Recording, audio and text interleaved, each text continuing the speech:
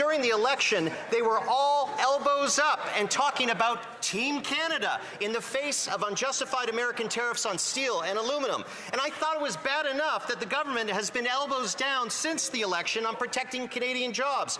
But now, does the government not see that by going along to get along with David Eby, that they're not on Team Canada, but on Team China? I want to object. This guy's garage. Like and subscribe. Questions orales. The Honourable Leader of the Opposition. This Liberal government is doubling down on its insane ban on gas-powered vehicles. The latest Liberal overreach kicks in next year, and soon your favorite car, truck, and van will be illegal. But this mandate is already driving up prices. The average price of a new car is $67,000. Used cars are approaching $40,000, and this Liberal mandate will add an additional $20,000 per vehicle. They've already priced working Canadians out of the housing market. Why are they pricing working Canadians out of the ability to buy a vehicle as well? The Honourable Minister of the Environment and Climate Change. Mr. Speaker, first let's start with the facts, which is there is no ban on gas-powered vehicles. But more to the point, let's also say, once again, we're seeing the Conservatives talking down one of our most important industries, employing hard-working auto workers in our country at the very moment that we're facing tariff threats from the United States. I find it rich that they are choosing to take this position instead of talking up a growing and important industry. We stand with our auto workers. Leader of the Opposition. There absolutely is a ban. It starts to come into effect next year, and it will absolutely devastate the auto sector here in Canada. The auto sector is already under fire from unjustified U.S. tariffs and the PM's inability to get a deal, but GM, Ford are all saying that this ban will kill jobs. In fact, a new report says that this ban on gas-powered vehicles will kill 90,000 auto jobs. Wow. Instead of sending even more jobs to the U.S., why not end the ban on gas-powered vehicles and let Canadians decide what kind of vehicle they want to buy? The Honourable Minister of the Environment and Climate Change. Mr. Speaker, it's nice to hear that they're finally recognizing that we're talking about an industry that's facing unjustified tariffs from the United States. Right. But let's also talk about how our auto sector is important. We need to support it in this moment. It's creating good-paying union jobs in our country. An EV standard actually makes sure that new electric vehicles are available to Canadians. They're cheaper to operate, they're cheaper on upkeep, and Canadians want to be able to have access. The Honourable Leader of the Opposition. You don't have to allow Canadians to buy one type of vehicle by banning their ability to buy the ones that they actually want. But, you know, this is raising a lot of questions. Canadians, auto workers, Ford, GM, they all don't want the EV mandate, but the Prime Minister is intent on pushing it through. Why? Well, right before becoming Prime Minister, he was chair of Brookfield, and he advocated for a ban on gas-powered cars. Brookfield is heavily invested in the EV supply chain, yet this Prime Minister refuses to reveal his financial interests or self-admitted conflicts. Isn't it true that this isn't about the environment, this is about the bottom line for Brookfield? The Honourable Minister for Artificial Intelligence. We're in a trade war launched by the United States that's targeting our auto workers and our auto sector. Make no mistake, we will fight for every job and every worker. We have invested in the auto sector, including the EV sector, to build good jobs in places like St. Thomas, where the Amido Corp is employing people. This government will always invest in workers and make sure that the auto industry is growing, resilient, and successful. Saskatoon West. Mr. Speaker, in Saskatoon, winter temperatures often hit minus 30 degrees, so families need vehicles that actually work in the winter. But this Prime Minister, backed by his radical Environment Minister, is doubling down on Justin Trudeau's plan to ban gas-powered cars and force Canadians to buy expensive EVs that don't stand up to the cold. His plan will hike car prices by $20,000 and leave families stranded. It's out of touch, it's unaffordable, and it's anti-choice. Will the Prime Minister stop punishing Canadians for living in a cold country and repeal his unscientific, job-killing electric vehicle mandate now? The Honourable Minister of Artificial Intelligence Mr. Speaker, and Digital we're in a trade Innovation. war launched by the U.S. As we know, the auto sector is already under attack. Let's hope that my colleagues join us in not attacking the auto sector, but in supporting jobs across the auto sector in all forms and making sure that our communities remain strong in that industry. Thank you, Mr. Speaker. Honourable Member for Saskatoon West. That's exactly what this government is doing. It's attacking the auto sector. Our supposedly elbows-up Prime Minister promised to get tough with the U.S., but these unjustified tariffs will kill 50,000 Canadian auto sector jobs. And while he's bungling the trade talks, his self-imposed ban on gas-powered cars will gut another 40,000 jobs. The combination of these two failures will be disastrous for our auto industry. That's 90,000 jobs gone. Poof. Will the Prime Minister admit his failures are killing our auto sector and instead finally stand up for 90,000 Canadian jobs? The Honourable Government House Leader. Mr. Speaker, this line of questioning is somewhat absurd. Whether you want to get on a skidoo, whether you want to get on an all-terrain vehicle, whether you want to gas up your F-150, whether the plumber wants to take the truck to work, that is that person's choice in this country. There is no ban on gas-powered vehicles.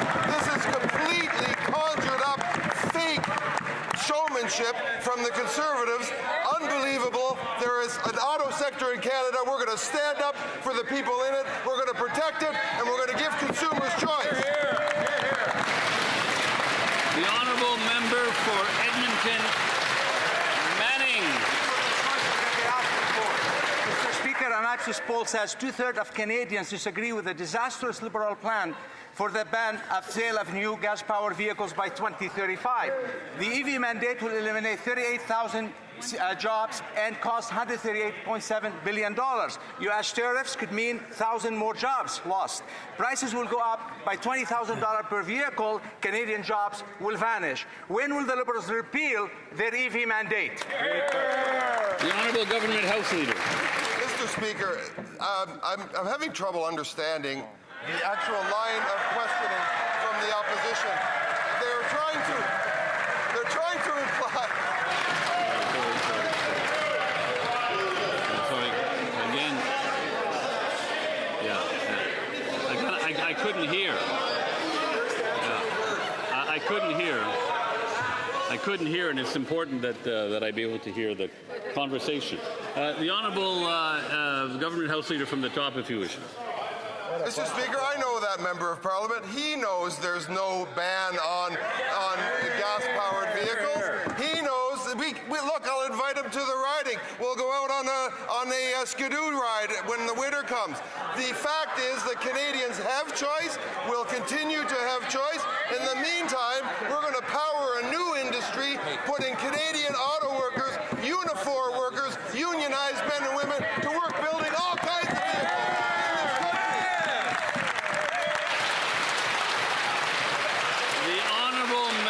For Edmonton, Griesbach. I believe it's on the website. Now, it's not a surprise to Albertans that Liberals think gas and diesel are pure evil. Why else would they be sticking with Justin Trudeau's EV mandates? EV sales are sagging. Auto manufacturers are dead set against these mandates.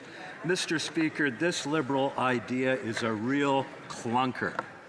And it's an affront to free choice. So, will the Prime Minister reverse this reckless policy and let Canadians buy the vehicles they actually want to buy? Hear, hear. The Honourable Government House Leader.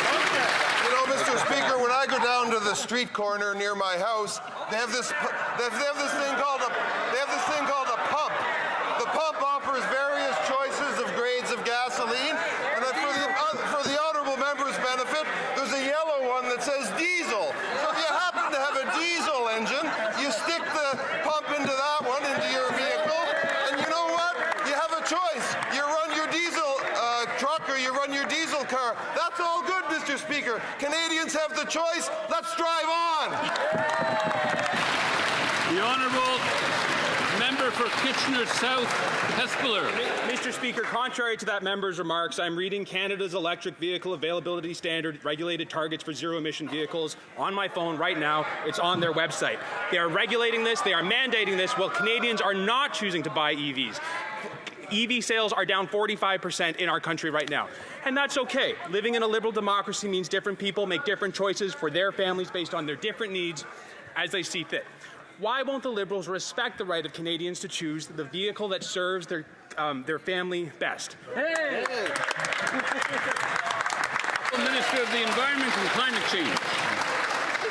I have a question for the Conservatives. Why in this moment, when we are facing unjustified tariffs from the United States, are they talking down a climate competitive industry that's right here in our country? In fact, globally, if they looked at the reports, including the International Energy Agency's reports, global rates for the purchase of EVs are going up. So this is a growing sector. I hope that they will support it, because we do. Honourable member for Hastings, Lennox and Addington. The CMHC released May's housing starts, and predictably for this government, the outlook is not good. In Belleville, starts are down over 50 points, and in Toronto, nearly 60%. This minister's staggering ignorance of the plight of everyday Canadians is not surprising when you remember that he's not only stuck up in his ivory tower here in Ottawa, but sitting on a massive $10 million real estate portfolio. Mr. Speaker, why is this housing minister telling young Canadians that home prices don't need to go down? Is he unable or unwilling? The Honourable Minister of Housing and Infrastructure. Thank you, Mr. Speaker. On this side of the House, we are well aware of the challenges Canadians have with housing affordability. That's why they elected us to represent them and drive the pace of housing construction in Canada. That's what we will do. That's what we will deliver. We've already delivered on the GST break for first-time home buyers. We're going to take it farther and faster. Thank you, Mr. Speaker. The Honourable Member for Hastings, Lennox and Addington. Tell that to the young Canadians that cannot afford a home, Mr. Speaker. For a decade, this Liberal government has continuously failed to address housing crisis with solutions.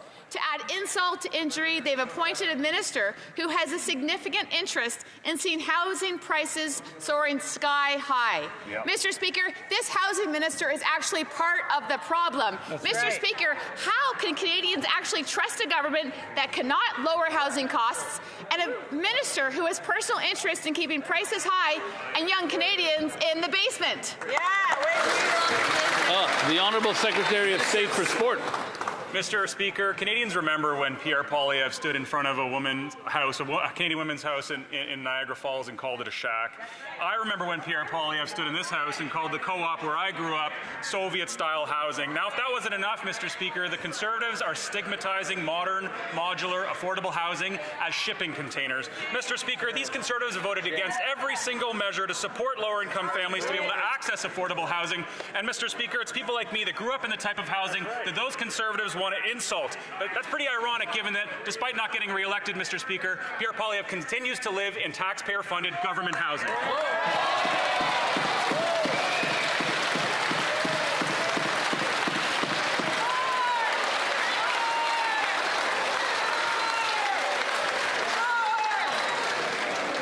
The Honourable Member for Calgary-Crowfoot. Mr. Speaker, under the Liberals, we've become a country with two kinds of families, those that already own real estate and those that likely never will. But media reports that the housing minister owns real estate worth millions of dollars while he tells Canadians who can't afford a home that prices must not fall. Will this minister and former mayor of one of the most unaffordable places on earth admit that his government spent a decade driving up housing prices and apologize to Canadians for crushing their dreams of home ownership? The Honourable Government House Leader. Mr. Speaker, this minister has stood up and articulated and represents policies that we debated in an election campaign that will create hundreds of thousands of new homes for Canadians. In the meantime, he will of course be in compliance with the very strict ethics code and regulations that we all live under in this House of Commons, and doubting the contrary is frankly unseemly on the part of the member. The honourable member for Calgary-Crowfoot. Well, Mr. Speaker, after 10 years of driving prices up, housing supply has never been worse. According to CMHC, housing starts are down 10% in Vancouver, down 58% in Toronto, down 51% in Hamilton, and down 71% in London. And all these cities receive funding under the Liberals' so-called Housing Accelerator Fund, and their housing starts are falling. Why is this minister protecting real estate investors instead of giving hope to millions of Canadians locked out of home ownership by this government? The Honourable Minister of Housing and Infrastructure. Thank you, Mr. Speaker. Well, the member needs to check the facts. The housing starts across Canada are up almost 280,000 pace this year, which is almost record level. Mr. Speaker, we've been building at strong pace this year and last. We're seeing unprecedented levels of rental housing being constructed for the first time in decades. Yep. This government is delivering, and we will take it farther. We will double the rate. Thank you. The honourable member for Battleford's Lloydminster Meadow. Mr. Speaker, the housing minister is part of the problem. He said that housing prices do not need to come down. And now we know why. He has $10 million real estate portfolio, including 3, not 1, 2, but 3 luxury properties. Housing costs have doubled under these Liberals, putting home ownership out of reach for more and more Canadians. How can he sit in his Vancouver penthouse and tell young Canadians that are priced out of the market that prices don't need to come down? Honourable Secretary of State for Sport. Thank you very much, Mr. Speaker. There's an old saying about people in glass houses. Well, a lot of those Conservative members also have quite a few investment properties. They rent out their units, Mr. Speaker. But another thing, Mr. Speaker, I just want to reiterate that their leader, Pierre Poilievre, didn't get re-elected, and he continues to live in taxpayer-funded government housing. What's clear, Mr. Speaker, is any time those Conservatives have an opportunity to support lower-income or vulnerable families and their access to truly affordable housing, they vote against every single measure. Thompson-Nicola. 5 to 7 grains of salt. 0.2 milligrams. That's how much fentanyl it takes to kill somebody. So, Mr. Speaker, it's no surprise that Canadians would be shocked when somebody who had 24 grams of fentanyl, enough to kill thousands of people, was sentenced to house arrest. Who do I blame? Again, not the judge, not the prosecutor, not the defense lawyer. I blame these Liberals for their lack of action, for passing Bill C-5. So when will they finally legislate so that people who traffic fentanyl can't serve their sentence on the couch? The Honourable Minister of Justice. Mr. Speaker, it's clear the fentanyl crisis is responsible for the taking of innocent lives in this country. It's incumbent upon all members of this House to approach this with empathy, but also with a level of seriousness can prevent fentanyl from sweeping through the nation, causing such damage. Going forward, we are going to be implementing a series of reforms that will target violent offenders, repeat offenders, and organized crime, which was responsible for the preponderance of fentanyl in this country. I hope that we can work across the aisle on this important issue to help keep Canadians safe and protect our communities. Member for Kamloops, Thompson-Nicola. Mr. Speaker, that all sounds great. Unfortunately, that minister voted for Bill C-5 that took away mandatory minimums for people serving their sentence for fentanyl trafficking, for gun trafficking, for extortion with a firearm. Fentanyl is killing people, brothers, sisters, mothers, fathers. So will that minister look into this camera, Mr. Speaker, and tell people whose children are victims, people who have died from fentanyl, will he look into that camera and tell them that he will legislate to end this insanity? The Honourable Minister of Justice.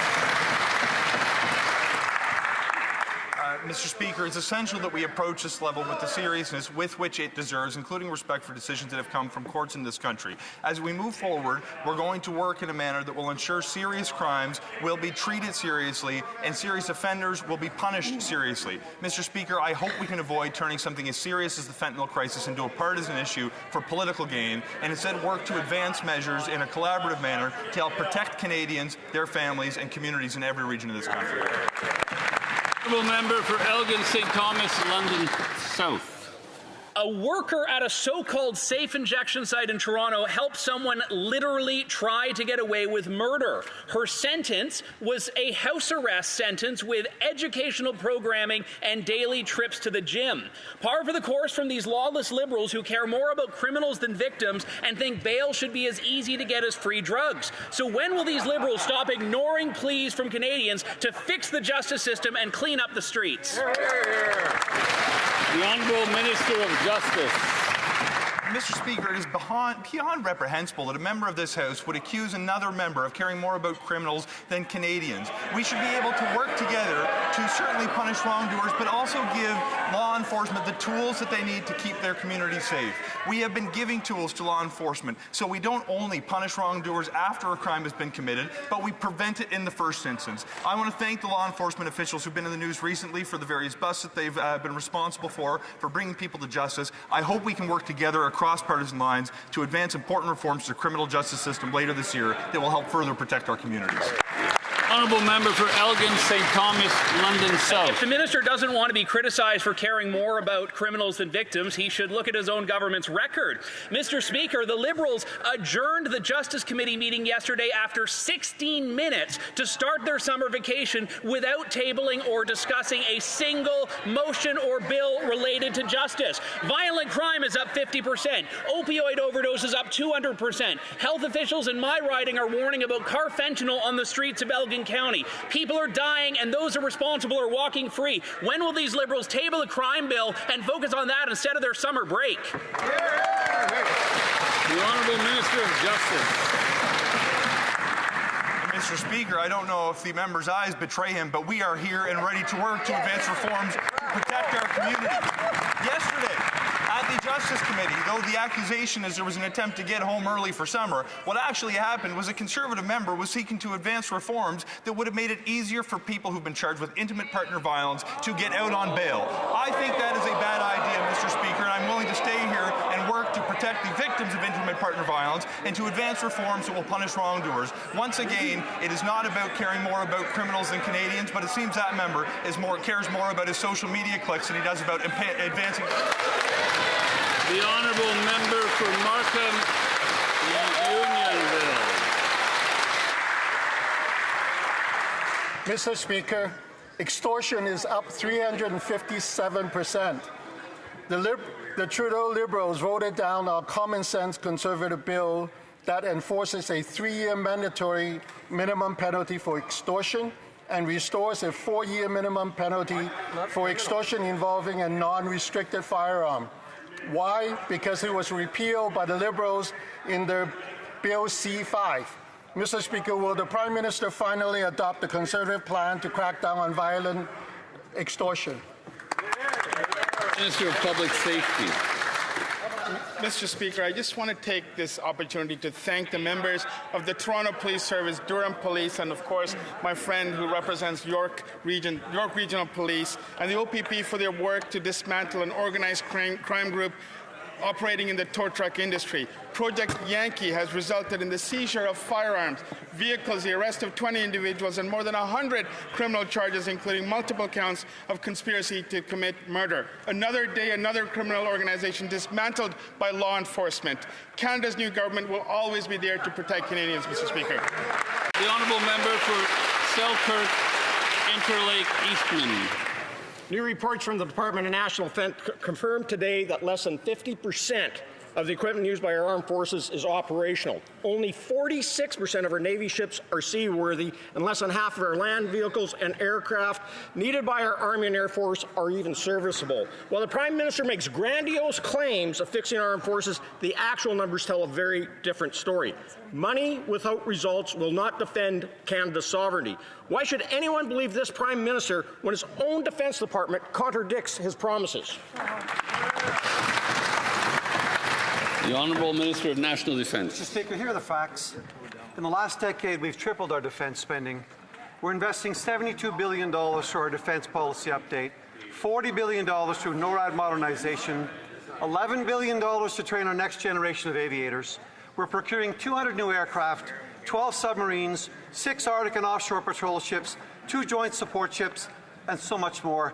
Now more than ever, it's time to support and equip our forces with what they need to meet the challenges we face. The honourable member for Selkirk Interlake Eastman. Well, throwing money at the problem doesn't fix the problem. The facts show that the lost Liberal decade has reduced the capabilities needed by the armed forces to protect Canada today. Last year, the department said it would meet their targets this year, but now the Liberals have kicked the can down the road for another 7 years before the operations of the armed forces will be up to standard. Under the Liberal watch, our armed forces simply don't have the tools they need to do the job to deal with today's growing threats. The Prime Minister's talk is cheap. Where is the plan?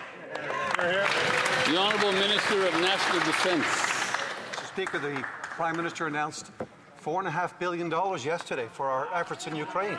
That's right. We've committed to reduce overall government spending by more than $15 billion, Mr. Speaker, while ensuring the services and the supports that Canadians rely on are there. We have exceptional expert staff dedicated to meeting our priorities, but we also sometimes rely on outside expertise. The member knows this, but we're committed to doing so in a transparent and fiscally responsible way. Any potential reductions, Mr. Speaker, in spending are being considered carefully, and minimizing the impact of military readiness is the driving force behind each decision. The honourable member for Fleetwood Port Kells.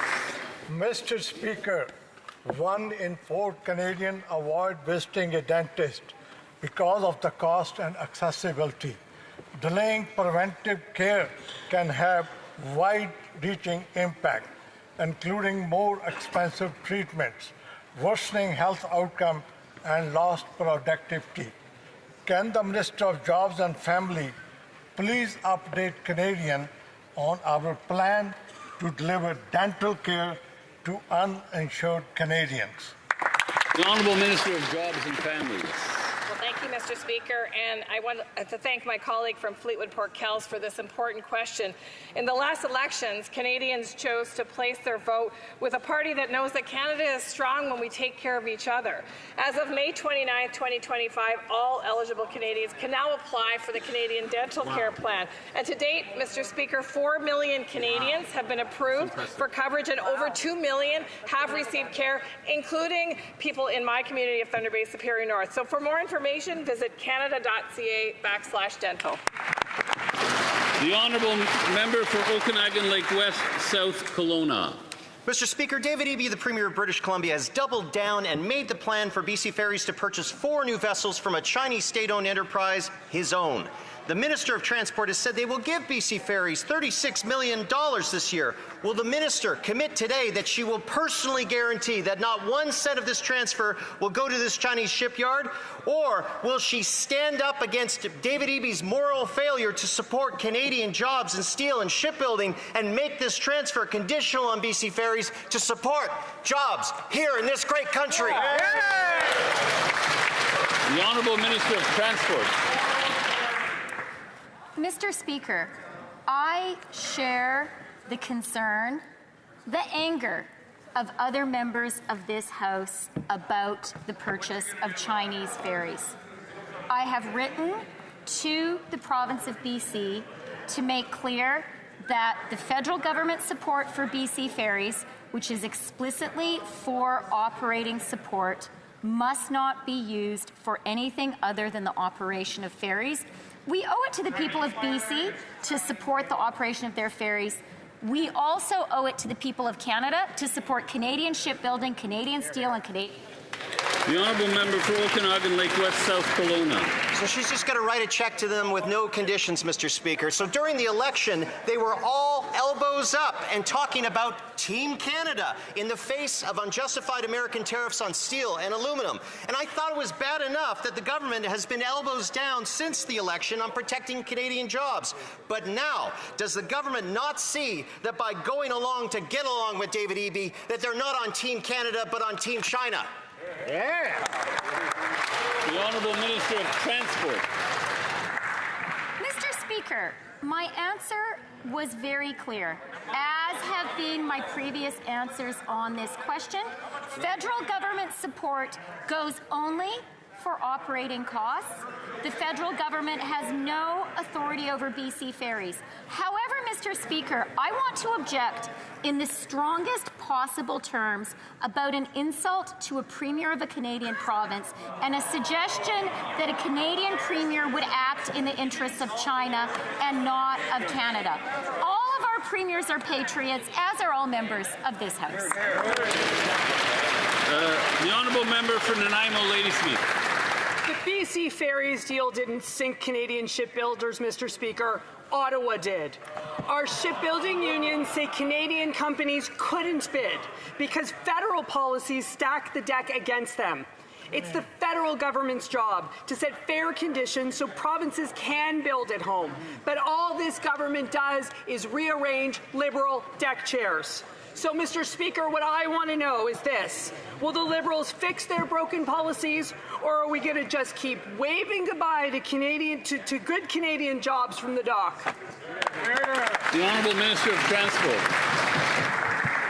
Mr. Speaker, there seems to be some confusion among the Conservative MPs about what is provincial jurisdiction and what is federal jurisdiction. There is no such confusion on this side of the House. Having said that, Mr. Speaker, I want to inform all members of this House that I have instructed all of the entities under control of transport to buy Canadian, and where that is not possible, to buy reciprocally from free trade partners who give Canada access to their government procurement. That's what we should all be doing at. And that is the end of question period. I have, I think, 2 points of order. The honourable Leader of the Opposition. I have in my hands, Mr. Speaker, a document entitled Canada's Electrical Vehicle Standard with a timeline where it says that the requirements increase to 1. I don't think so. I don't think so. There's no unanimous consent. The honourable member for Okanagan, Lake West, South Kelowna. The Minister of Transport said she wrote a letter to David Eby. Sorry, we can't hear. Sorry, the mic doesn't seem to be on. I'm sorry, I didn't hear that. Could the honourable member repeat that?